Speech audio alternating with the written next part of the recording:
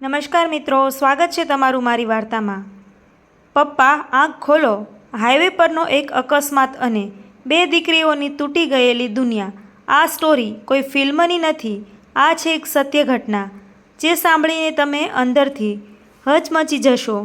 મહુવાથી ભાવનગર જતા એક સામાન્ય સવાર, બે દીકરીઓ પોતાના એક્ઝામ માટે ખુશીથી સ્કૂલે જઈ રહી હતી અને એમના પપ્પા એમના સપનાઓને સાથ આપતા રસ્તા પર નીકળ્યા હતા, પણ હાઈવે પર એક બેદરકાર ડ્રાઈવરે બધું બદલી નાખ્યું।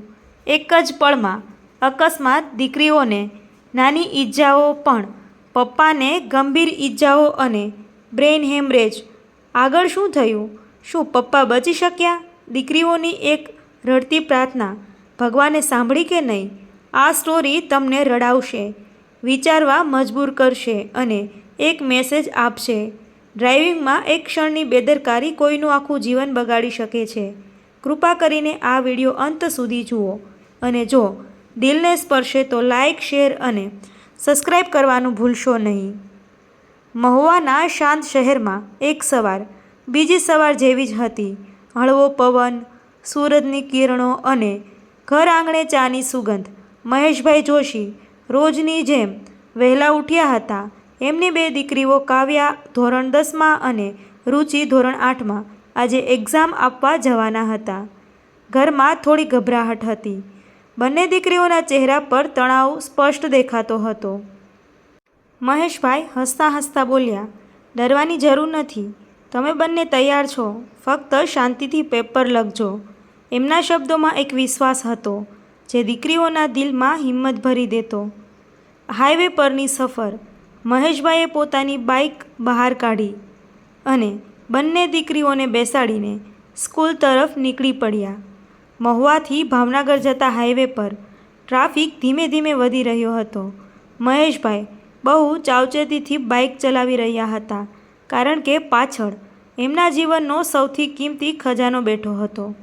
કાવ્યા પપ્પાને કહેતી હતી, પપ્પા, પેપર પૂરું થાય પછી આઈસ્ક્રીમ ખાવા જઈએ ને? મહેશભાઈ હસ્યા, હા, ચોક્કસ જઈશું।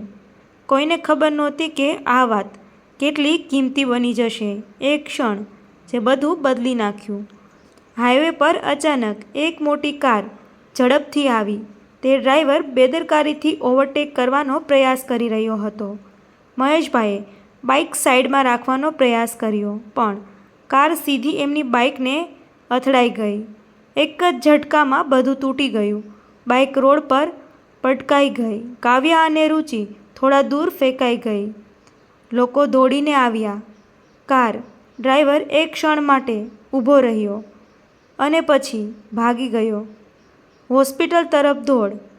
કાવ્યા અને રુચિને ઓછું વાગ્યું હતું।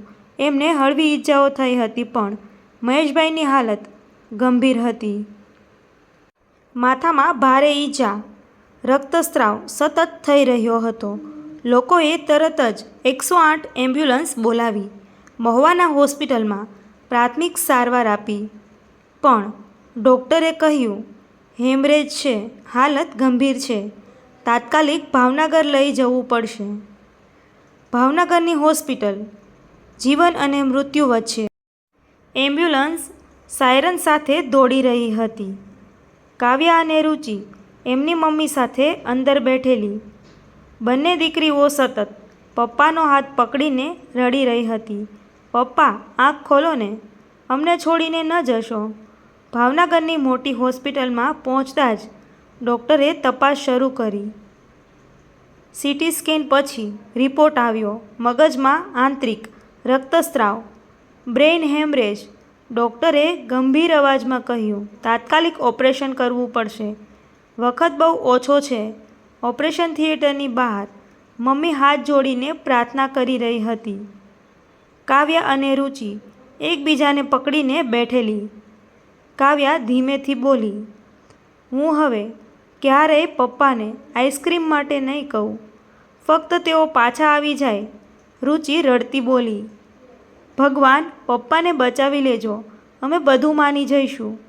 ઘણા કલાકો પછી ઓપરેશન લગભગ 4 કલાક ચાલ્યું। દરેક મિનિટ વર્ષ જેવી લાગતી હતી અને પછી ડૉક્ટર બહાર આવ્યા।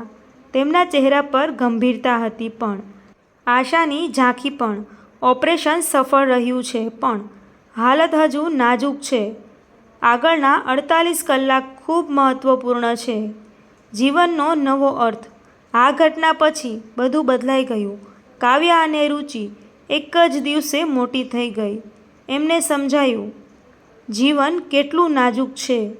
મહેશભાઈ ધીમે ધીમે રિકવર થયા પણ એ દિવસ, એ હાઈવે, એ એક પળ, એ પરિવાર ક્યારેય ભૂલી શક્યો નહીં.